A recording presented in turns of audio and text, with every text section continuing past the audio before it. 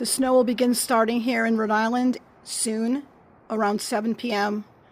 We already have a travel ban on the roads, and nobody's allowed on the roads past 7 p.m. in Rhode Island.